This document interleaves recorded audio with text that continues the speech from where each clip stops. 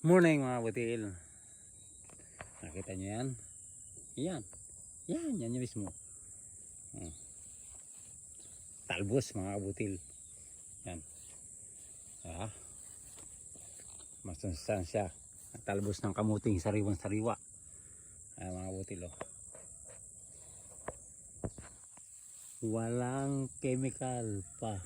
Ayan, dami oh.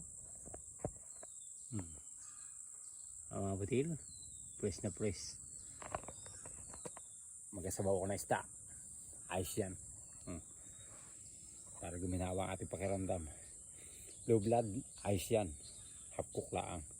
Bago may sili, ayos, katalo na mga kabutil. Diba? Madami yan. Kumakapal siya pag araw-araw siya ay lagi siyang kinukunan ng talbos. Okay mga kabutil. Ganun lang. Oh, di ba?